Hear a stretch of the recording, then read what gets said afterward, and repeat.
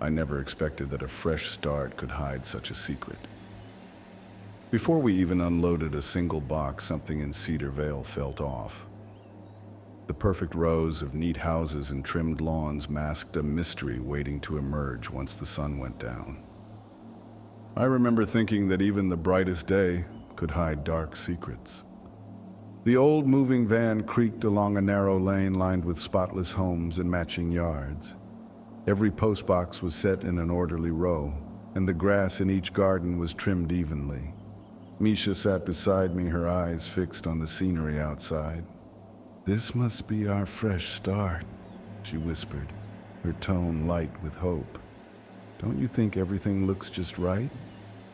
I offered a slow nod, relieved to leave behind the noisy chaos of the city where every sound hinted at trouble.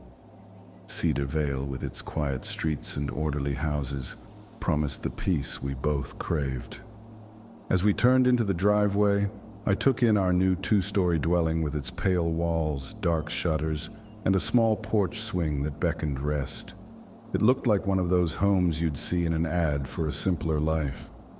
Misha hopped from the truck before it fully stopped, and I followed, retrieving the keys from my pocket. The fresh scent of cut grass filled the air as we stepped out. Soon after, a tall neighbor emerged from the house next door carrying a tray wrapped in foil. "Greetings, newcomers," he said with a warm smile, introducing himself as Calvin and mentioning that his wife Jenna was eager to meet us. Calvin strode over as if we were old friends. "Hello, I'm Misha," he said, accepting our unasked-for treats with a friendly laugh. "And you must be Eric," he added while shaking my hand, his grip firm and reassuring. Before we could continue, a small woman with neatly styled gray hair appeared. "I'm Ms. Parker," she announced as she handed me a stack of printed community rules outlining local expectations. I raised my eyebrows while reading the list.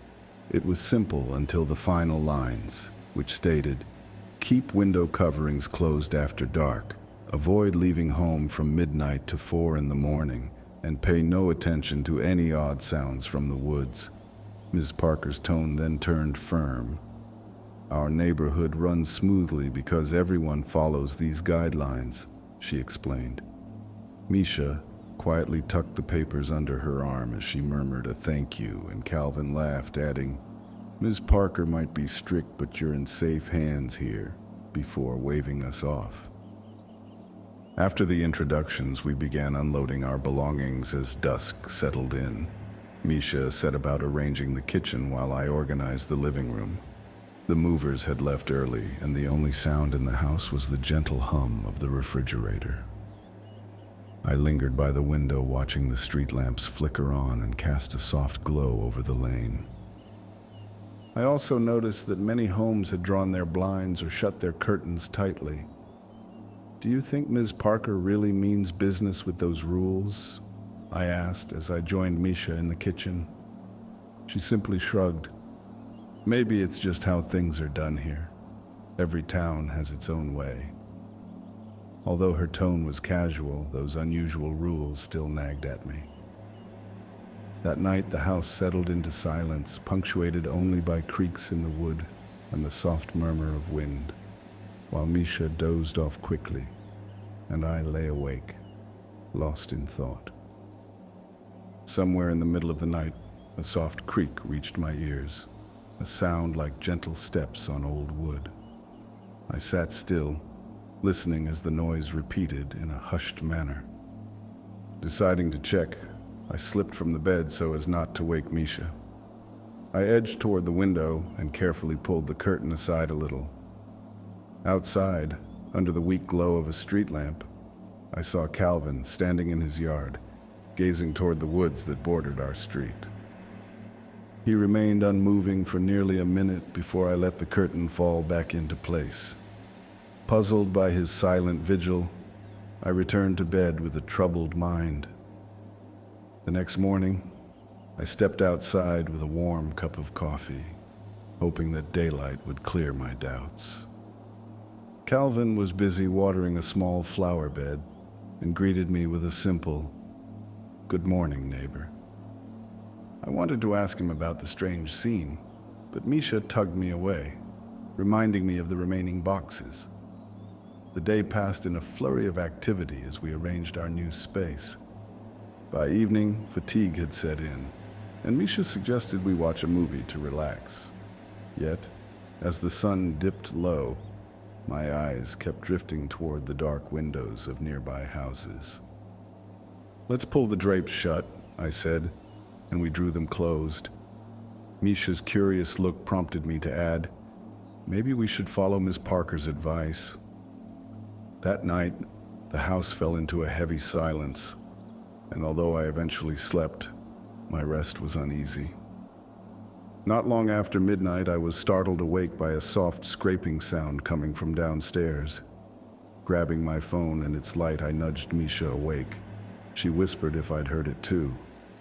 We crept down the stairs in silence, the narrow beam of my phone's light cutting through the dark. The scraping grew nearer to the back door, and Misha cautioned, "Do not open it." We froze together as the sound stopped as suddenly as it had begun. Curious, I edged closer to the back door and peered through a small window near its top. At first, nothing appeared, but then a dark shape shifted near the porch light, a tall, vague outline that gave me pause. I quickly pulled the curtain back and retreated, my mind racing with questions about Calvin's behavior. The following morning, determined to let the light clear my thoughts, I stepped outside with a steaming cup of coffee. Calvin, tending his flowers, greeted me with a simple, "Good morning, neighbor." I wanted to ask him about the previous night's odd behavior, but Misha reminded me of the boxes that still needed unpacking. The day slipped by as we continued to arrange our new home, though the unsettling marks on our door lingered in my mind. Misha quietly observed, maybe leaving the city wasn't the best idea, and I found myself at a loss for words. Even as I pretended not to worry about those marks, Misha's subdued optimism only deepened my own concerns. We busied ourselves with every task, hoping that staying occupied would ease our anxiety. As dusk approached, our home began to feel more like a refuge, though long shadows stretched across the street. Just before sunset, Calvin returned carrying a small cooler of drinks and a smile that now seemed tinged with caution. "Perhaps you two should take a moment to relax," he suggested as he handed out cold sodas. Misha hesitated before managing a polite "thank you," and before leaving, Calvin reminded us, "Remember, the local cookout is tomorrow at noon," adding in a softer tone, "Eric, please stay indoors tonight." That evening, Misha and I tried to unwind by watching a film on the couch, yet every creak and gust of wind made us wary. In a low voice, Misha asked, "Do you think Calvin knows anything about those marks on the door?" I admitted that maybe he did, though his words offered no comfort. Misha also mentioned that Ms. Parker seemed ready to enforce the rules if we slipped up. We ended up spending a long, quiet night, both of us uncertain about our future in this new place. Sometime after midnight, I awoke to a heavier sound, a slow, deliberate tapping that echoed in the stillness. I sat up while Misha, half awake, murmured, "What is that?" I suggested it might just be the building settling, though the sound felt deliberate. Gathering my courage, I crept toward the door with my phone's light in hand. Stepping outside briefly, I saw a small group of people walking in a neat line along the sidewalk. To my shock, I recognized Calvin among them as they made their way toward the wooded border. Their steps were measured and silent, as if compelled by an unseen urge. One member paused and glanced toward our house, meeting my gaze through a narrow gap in the curtain. I quickly pulled the curtain shut and hurried back inside, disturbed by their methodical pace. Later that morning over tea, Misha mentioned she hadn't slept well either and asked if I had heard the sounds. I hesitated and said it might have just been my mind playing tricks. Not wanting to dwell on the night's oddities, we decided to join a community cookout later that day, hoping that meeting others would ease our worries. At the gathering, residents mingled in a small park where the aroma of grilled food mingled with laughter and children played nearby. Calvin greeted us once more, offering a plate filled with treats and noting how everyone was curious to meet us. I met several locals, including a man named Mason who handled small repair jobs around the area. He advised to stick to the rules, and you'll see that peace will prevail. After the cookout, Misha and I returned home, yet the earlier unease lingered. That night I awoke once again to a scraping at the front door. With Misha by my side, we cautiously crept down the stairs, our phone's light revealing a crude wooden carving that had slipped beneath the door. The rough carving, oddly resembling me, sent a clear message that someone was watching. Misha's soft whisper, "It looks like you," left no doubt that we were being noticed as I placed the carving on the counter, filled with worry and confusion. The next morning, we resolved to seek counsel from an elder named Oscar, whose modest cabin lay at the edge of town near the woods. Oscar's home was plain and functional, with everyday tools scattered outside. When he saw the wooden carving, his expression grew somber as he listened to our account. "I've come across carvings like this before," he said quietly, "and they serve as warnings from the land." He explained that the woods here do not welcome newcomers and that these tokens were meant to caution us. That afternoon, as Misha and I sat in our living room trying to piece together the carving, the strange sounds, and the odd behavior of our neighbors, I confess that I felt deeply unsettled by everything that had happened. Misha remarked that perhaps our move wasn't as wise as we'd hoped, and I found no clear answer. We busied ourselves with the final boxes and setting up our home, yet the sense of being watched persisted. As evening fell, a heavy atmosphere blanketed our home. The wind outside never ceased, and every creak of the old structure sparked new doubts. In the stillness of the night, I awoke to the sound of slow footsteps outside. I cracked the door open a fraction, only to be met by a dense silence. I closed the door again, feeling an unshakable weight of worry. In the days that followed, the unease only deepened. Neighbors went about their routines with polite smiles, yet their eyes held hints of caution. Even routine tasks around the house were overshadowed by a lingering fear. Every noise and movement outside made us wonder about the true nature of Cedar Vale, and uncertainty became a constant companion in our daily lives. One evening, while Misha and I sat quietly in the living room, a sudden loud crash startled us from our thoughts. Rushing to the front door, we discovered it had been left ajar, with snow swirling inside.